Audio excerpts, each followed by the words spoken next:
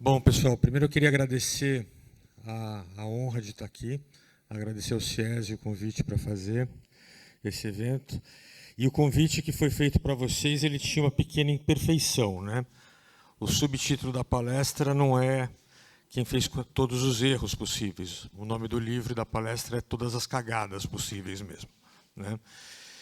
Mas aí ficava meio pouco polido, né? E aí a gente colocou erro, né? Bom, gente, eu vou... Já bateu a foto que eu queria? Legal. Eu vou me apresentar primeiro. Alguns de vocês são conhecidos de longa data, conhecem até um pouco da história que eu vou contar, alguma coisa nova, e eu queria me apresentar para vocês antes de dizer todas as cagadas que eu fiz, para que vocês não as repitam, né? Então, agora eu faço assim. É isso. Legal. Fazendo um resumo, eu comecei a minha carreira na Serasa, em São Paulo. Eu implantei a internet na Serasa, na matriz, e eu tive a ideia da certificação digital da Serasa. Se alguém aqui tem certificado digital, é porque eu tive uma ideia, implementei essa ideia lá, e hoje representa 1/3 de todo o faturamento da Serasa, né? Isso foi nos anos 99, 2000. Depois eu vim para Santa Catarina por uma questão pessoal. Minha esposa é de Florianópolis, minha filha nasceu com uma doença específica. Eu fiquei 3 anos vindo e voltando de avião toda semana, primeiro de ônibus, depois de avião, pago pela Serasa. E aí chegou uma hora que fisicamente estava impossível, eu vim para cá, e aqui eu implementei a Confidência Corretora de Câmbio, em Santa Catarina toda. Talvez alguns de vocês já tenham sido nossos clientes, né? Toquei ela há bastante tempo. E aí o grupo virou banco e eu recebi uma proposta do presidente para que eu voltasse para São Paulo, porque a gente queria implementar um cartão pré-pago. Não existia cartão pré-pago em moeda estrangeira à época, mas a gente vendia o da Trevolex, né? E o da Trevolex, a gente era o maior vendedor da Trevolex e o funding ficava todo com eles. Você compra o cartão, coloca o dinheiro no cartão, e no dia seguinte a corretora ou o banco tem que pagar para a Trevolex. A gente falou, não, vamos ficar com isso enquanto essa pessoa gasta, viaja, fica o dinheiro conosco. Fui para São Paulo, então, e a gente criou a South America Card Services, bandeira Visa. Lançamos essa empresa em 6 meses. Depois eu vou mostrar algumas coisas para vocês. E isso irritou tanto a Trevolex, que a Trevolex veio para cá e comprou o banco, a South America Card Services, as corretoras e todas as agências, né? E aí eu fiquei desempregado. Com um pouco de dinheiro no bolso, é verdade. Daí apareceu a minha primeira experiência com reestruturação de empresas, foi na Ingeco. Ingeco presta serviço para a Celesc, no estado todo, mas muito forte em Joinville. Faz ligação e cortes, enfim, e estava falida, né? Era de um conhecido meu, me chamou para ajudar, e eu fui lá, resolvi ajudar. Coloquei um pouco do meu dinheiro. Para vocês terem uma ideia, eu comecei no carnaval, e naquele carnaval, um dos carros que fazia corte em Tubarão parou por falta de gasolina. E não tinha crédito em nenhum lugar para conseguir botar gasolina naquele carro. Eu tirei do meu bolso para pagar aquele carro. A gente reestruturou a Ingeco e depois eu vendi para o grupo ambiental, lá de Joinville. Ficou todo mundo muito feliz. Botei mais um pouquinho de dinheiro no bolso. E aí, gente, eu estava me achando pica das galáxias, né? Só tinha sucesso, só fiz coisa nova, lancei certificado digital, imagina, 2000, né? Participei de um monte de evento de internet, assim, eu era muito inteligente, muito, muito inteligente. E aí eu resolvi abrir a Civic. A Civic foi uma iniciativa que se chama Serviço de Inteligência e Vigilância Compartilhada. Quando eu comecei a entrar no mundo da segurança, que eu pensei o seguinte: na época, uma questão pessoal, me separei da minha esposa, fiquei 6 anos separado, voltei a casar com ela. Nesse ínter de 6 anos aí, a gente andou um pouquinho, tive umas namoradas, e uma delas era policial civil. E aí o que aconteceu? Eu tinha uma ideia, né, que quando a gente gravava uma imagem, né, A gente pegava essa imagem, ia lá na polícia, mostrava para a polícia olhava e falava assim, meu Deus, claro, é o Zezinho da esquina, vou lá prender. Totalmente inocente, né? A polícia não tem a menor ideia, naquela época não tinha banco de dados integrado, não tinha nada. E eu usando a experiência na Serasa, a Serasa nasceu, pouca gente sabe, quando os bancos se juntaram, aliás, os bancos agora se juntaram de novo e estão montando uma nova Serasa, porque a antiga foi comprada pela Experian, com os bancos trocando informação entre eles. Antes, cada banco ia lá e pegava no cartório uma informação. Eles falaram, não, vamos montar uma empresa, a gente racha os custos e depois a gente compra a informação dessa empresa. E assim nasceu a Serasa. Falei, bom, se o cara faz um assalto numa padaria, ele também vai numa outra padaria no bairro dele comprar, né? Porque bandido também compra pão e leite. Aí eu falei, bom, se o cara da padaria ajudar a identificar esse cara, eu chego para a polícia, apresento isso, e aí nasceu a Civic, que era uma iniciativa, junto com o CDL e a Polícia Militar de Joinville, isso em 2013, para a identificação. Deu um retumbante fracasso. Saí na televisão, dei entrevista, foi tudo muito bacana, e a gente prendeu gente. Prendeu o assaltante, prendeu o assassino e tal. Só que, de repente, os comerciantes começaram a me ligar pedindo para eu tirar as informações do site. E eu não entendia por quê. E eu comecei a buscar o pessoal, por que você está pedindo para tirar? A gente não prendeu o cara? Prendeu. Só que no dia seguinte ele estava solto, ele passou aqui na frente. E aí? E aí acabou a iniciativa da Civic, né? Só que aí eu tive uma imagem muito interessante, que é das coisas que a maior parte de vocês me conhece. Eu só vou passar rapidinho aqui. Isso aqui, esse grandão aí é o Elcio Aníbal de Luca. O cara, para mim, é um gênio. Comprem tudo dele, se vocês puderem ler. Era o presidente da Serasa na época. Não usava computador. E me deu carta branca para fazer a internet e a certificação digital. Né? A gente recebendo um prêmio pela certificação digital, isso acho que foi em 99. E o prêmio era da DVB Brasil. Né? Aqui embaixo os cartões do Banco Confidence que eu lancei com a South America Card Service. Minto, aqui é do ECPF da Serasa. Aqui quando eu saí da Serasa, saiu uma foto na época, é engraçado, né? Saiu numa revista, Computer Road. Hoje, se a gente for ver, não tem revista mais, né? Não existe mais, mas na época você ficava sabendo o que acontecia na internet pela revista. Isso aqui na época da Confidence Câmbio. Esse aqui os cartões que eu falei que a gente lançou. Né? E o primeiro foi para comemorar a Copa do Mundo da África. A gente foi o único pré-pago mundial na Copa do Mundo da África. Aqui é a Ingeco e aqui a Civic, onde a gente estava agora. Né? Então, CDL de Joinville, parceria com a PM e etc. Né? Eu estou correndo, gente, porque a palestra era para ter o dobro do tempo. E aí eu comecei a receber muitos vídeos para a identificação das pessoas. Esse da esquerda aqui é um vídeo que eu recebi na época, lá em Joinville, numa loja de motos, que o pessoal entrou, fez esses furtos aí e saíram com essas jaquetas, que na época foram estimadas em R$45 mil. Né? E eu recebi esse vídeo e tal. E eu fiquei pensando, pô, mas não tem nada que possa impedir o furto, né? Que o cara entra, está gravado e tal, mas não tem nada que possa impedir o furto.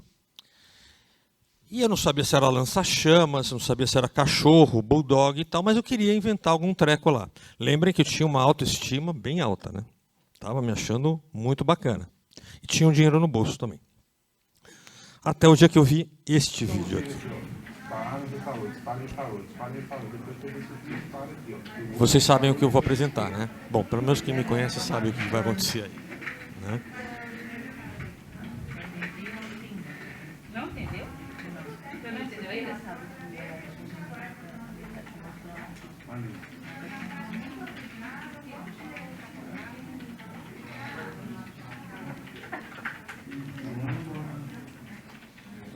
Meu Deus do céu, achei que do caraco, meu. Que legal esse troço. Não conhecia.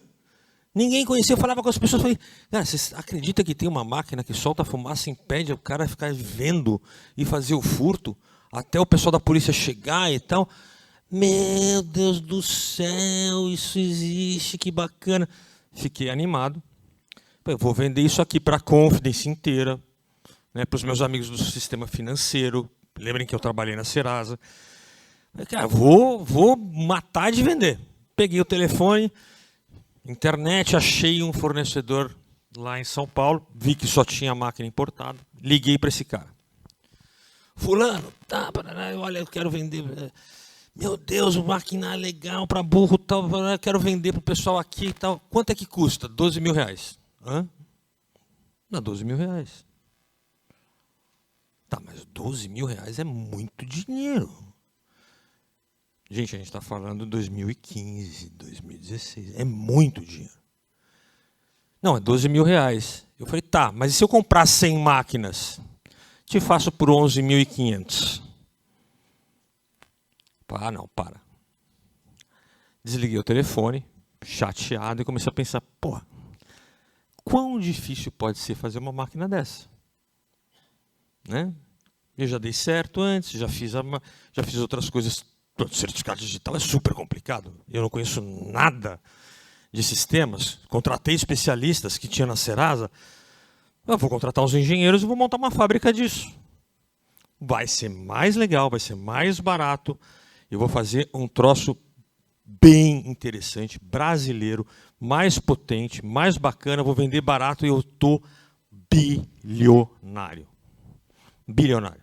Falava com os meus amigos, todo mundo achou o negócio maravilhoso.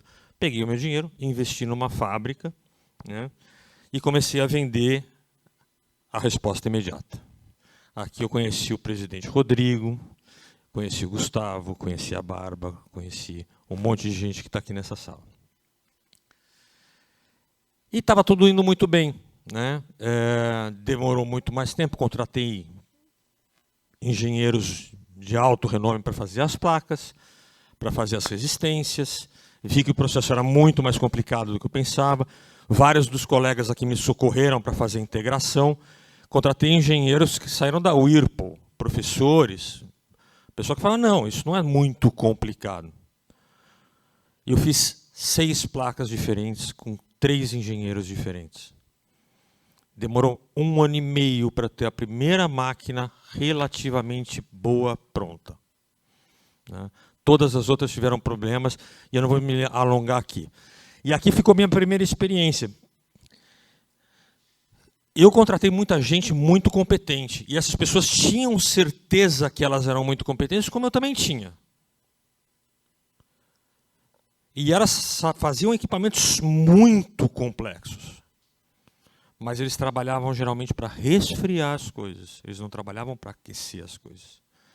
Então, eles assumiram que eles saberiam trabalhar com a questão de temperatura. Não foi o que aconteceu. E aí, lançamos o produto, vendi para burro, comecei a circular o Brasil inteiro de novo, tinha feito na certificação digital. Já tinha clientes como Carrefour, Pão de Açúcar, Banrisul, tinha POC no Bradesco, tinha Sicredi, Cicobi, enfim, Vivara, uma porrada de cliente grande. Tá? E eu estou na ExpoSec, que tinha acabado de vender 1.000 máquinas para a Caixa Econômica Federal. Só naquela venda eu ia ganhar 3 milhões no meu bolso, porque o processo todo era de 11 milhões. Fui para a ExpoSec super feliz e contente, depois de sair de Brasília, de fazer o acesso técnico. Estou na ExpoSec, chega para mim o meu parceiro da época da Proseguro, Galo, não sei se alguém aqui conheceu. Falou, Roberto, a gente está com um problema. Falei, tá, que problema? Cara, o pessoal do Bradesco me ligou e a máquina que a gente instalou lá parou de funcionar. Como assim parou de funcionar? Não, parou de funcionar. Ah, não, tudo bem, acontece, vamos lá, vou mandar o técnico. Foi o técnico, resolveu o problema, a máquina voltou a funcionar. Foi um overheat, quem conhece sabe o que é, a máquina aqueceu demais, ela tem um sistema de segurança, ela desliga sozinha. Voltamos para a ExpoSec e daqui a pouco o galo vem de novo. O Roberto, a máquina do Bradesco parou de funcionar daquele do POC. Falei, cara, não parou, a gente já consertou. Não, todas as máquinas pararam de funcionar. Gente, para fazer curta uma longa história, as máquinas tinham defeitos de processos de engenharia que só apareciam 6 meses depois. Tá? E a essa altura do campeonato, bom, as 1000 máquinas da Caixa Econômica eu não vendi, né? E eu já tinha mais de 1.500 máquinas vendidas no Brasil todo. Né? E eu tive que substituir, fiz questão de fazer isso, na verdade, né? Eu substituí todas as máquinas. Todas as máquinas. Eu estava vendendo cada máquina por R$5.000. Pensem, na fábrica da Vivar, em Manaus, eu tinha colocado 8. Eu tinha que pegar aquelas máquinas, trazer de volta, mandar mais 8, mandar o técnico, fazer a instalação. Então pensem a grana que eu perdi.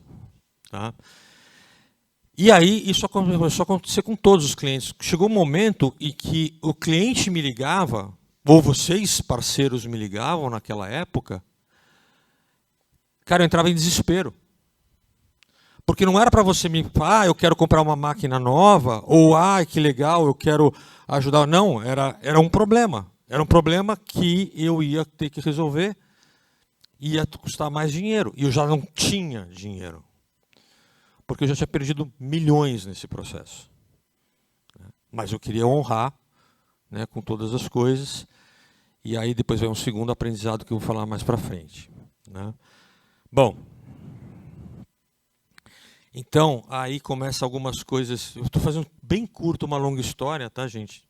Depois eu fico disponível para tomar café, o que vocês quiserem. Tem um livro, mas o livro só tem agora 8, Bárbara. Tem um livro na Amazon, se vocês quiserem. Né?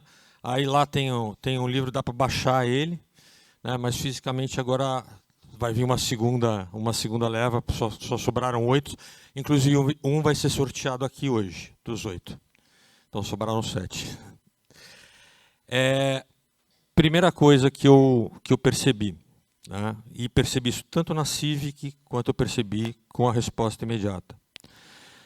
Às vezes a gente está olhando um baita de um oceano azul, né? Todo mundo pega o oceano azul, a coisa diferente, aquela tacada que você vai dar certo. Geralmente é uma tacada nova, é uma startup, é uma coisa diferente. Tá. E aí eu vou complementar, talvez, uma visão um pouco diferente do que a Vanessa colocou. Né? R mais R rápido, R barato. O que eu aprendi? Não R. Ponto. Não R. Tá? O R rápido e R barato, ele é muito bacana e ele é muito usado para startup, que é um outro negócio, é um outro bicho. Desenvolvimento de software. Eles estão criando uma coisa que não existe. Então, é natural do processo, é para errar mesmo, tenta dar certo, não deu certo, corrige. Mas é software. Eu fiz uma fábrica. É físico. Era do cliente de vocês que a máquina estava protegendo vários milhares de reais, porque ninguém põe uma máquina dessa para proteger um negócio que custa 10 reais. Então, não erre. Se vocês têm alguma grana, não errem, não apostem. Pensa 200 vezes. Vocês vão errar? Vão errar. Mas se você errar só aquilo que você tiver que errar, ok. Né? Então procurem não errar. E vocês não vão errar pensando sozinhos. Vocês vão ter que ter outras pessoas pensando com vocês. Porque eu não queria perder tudo que eu tinha. Eu perdi tudo que eu tinha, gente. Tudo. Eu vendi o apartamento, eu vendi meu carro, eu perdi tudo. Vocês estão olhando para um cara que ainda hoje deve milhões. Porque eu resolvi manter a fábrica funcionando, para não perder cliente, para não atrapalhar os meus parceiros e os meus funcionários. Né? Então, assim, tentem não errar. Segunda coisa, não presuma que tem cliente para tudo. O meu objetivo com a máquina era vender para a lotérica. Era vender para pequena joalheria. Era vender para pequeno, eu não queria vender para banco. Já tinha os outros que faziam isso. E banco paga 12 pau para botar no caixa eletrônico. Eu queria era pegar o resto, né, que ninguém conhecia. Né? Então, esse cliente que eu achei que existia, quando eu fiz a máquina, ele na prática não existia. E não existia por 1000 motivos. Porque para ele era caro, porque dava disparo em falso porque o equipamento dele é antigo, porque, não importa. A questão é que eu presumi que havia alguma coisa que não existia. Né? Então aí sim, se for fazer alguma coisa, testa. Né? Eu acho que vocês fazem isso, vocês são empreendedores, empresários, vocês fazem isso no dia a dia. Vocês colocam, tentam vender para um cliente, deu, não deu e tal. Mas eu estava muito autossuficiente. Né? Eu estava muito certo do que eu acertei no passado, enfim, fiz coisa que ninguém tinha pensado, então eu ia acertar de novo. Né? Então, esse presuma que cometerá erros e não acertos virou o meu lema pessoal. E eu, a partir de agora, depois que eu passei por essa fase, eu presumo que o que eu vou fazer é errado. E eu fico procurando onde é que eu estou errando, onde é que eu estou errando, onde é que eu estou errando. Acreditem, a minha vida melhorou 300% em tudo. Inclusive em casa, em relação com a minha esposa. Eu começo a pensar, e isso ajuda aquilo que a Vanessa falou do autoconhecimento. Por que é assim? Por que funciona assim? E aí, invariavelmente, eu volto para o meu umbigo. E eu estava pensando em mim, da minha forma, do meu jeito. E o mundo não é do meu jeito. Né? Aliás, ele fez questão de me mostrar isso. Aí, gente, eu espero que nenhum de vocês passe por isso. Mas provavelmente alguns de vocês devem estar passando. Ou passaram, ou vão passar. E aí tem um momento que você entra na tua baixa profissional. Né? Onde você perde a confiança em você mesmo, você perde dinheiro, você não começa a acertar e começa a virar um troço que começa a fazer assim, te sugar para baixo. Você começa a perder a autoconfiança, você acha que vai errar, você erra. Aí você erra, você acha que vai errar de novo e você confirma o erro e vai. Nessa hora, se fica uma dica de alguém que fez todas as cagadas possíveis, peguem aquilo que a Vanessa falou, procurem ajuda fora. Vocês não vão conseguir se ajudar. E eu lembro que na minha cabeça eu tinha uma solução para a fábrica por semana. Ah, não. Então se eu fizer agora se eu montar uma máquina mais barata, agora o mercado tá certo. Não. Se eu botar uma máquina branca, agora o mercado vai comprar. Não, mas se eu vender dessa forma e colocar um visor, eu sempre tinha uma saída, mas era pânico e desespero, na verdade. Tá? Então se isso acontecerem com vocês, procurem quem pode te ajudar vendo de fora. Vocês não vão conseguir se ajudar. Tá?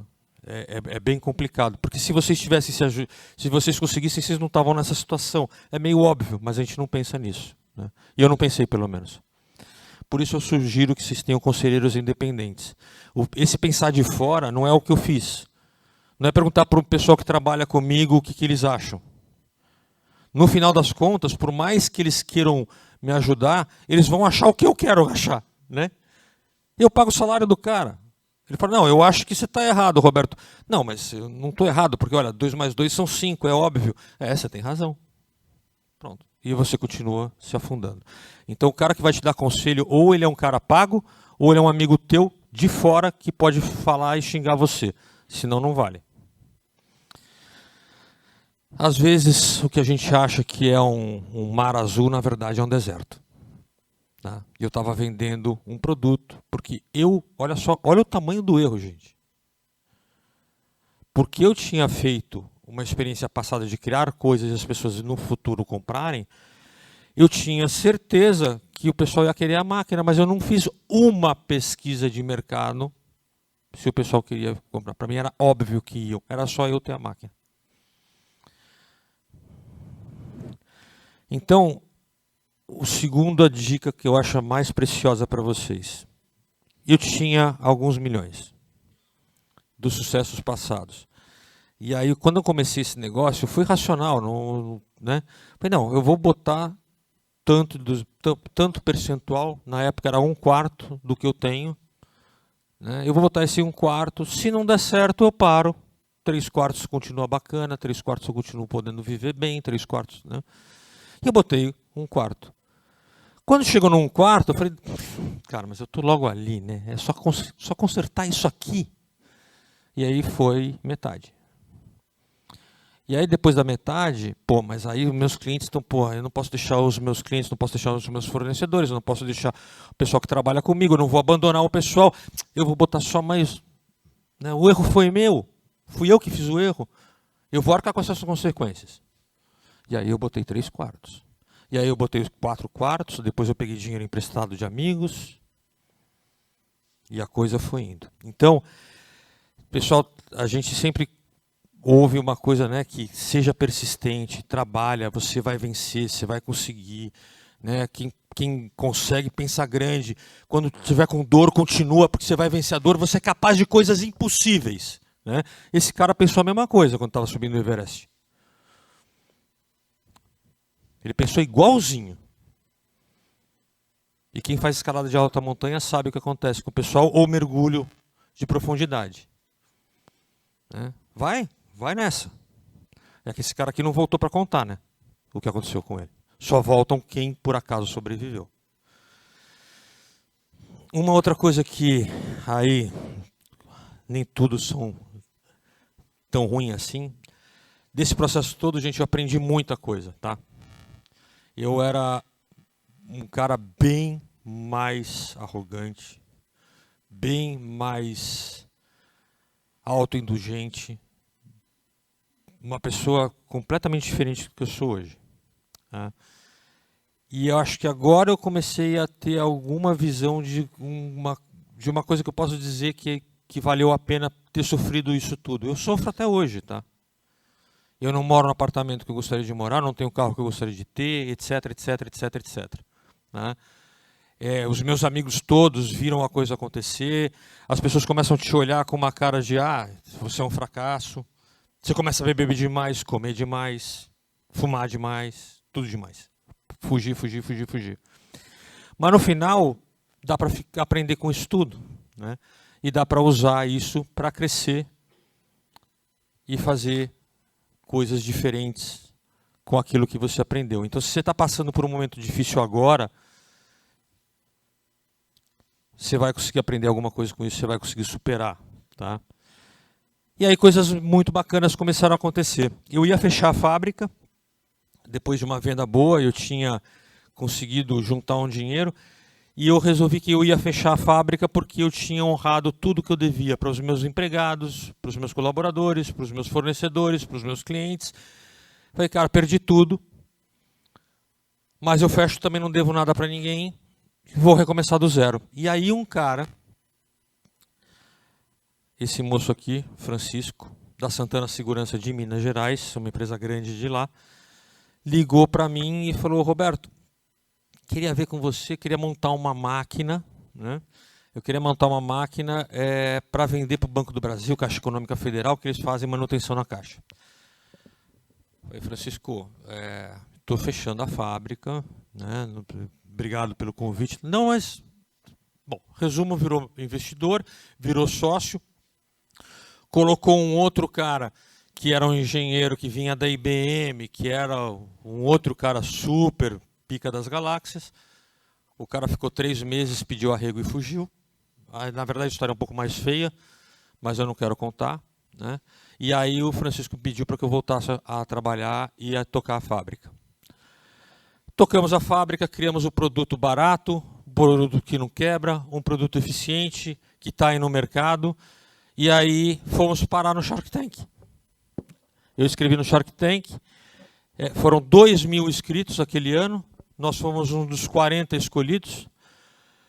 Fui lá, apresentei, o Apolinário resolveu investir na gente, né?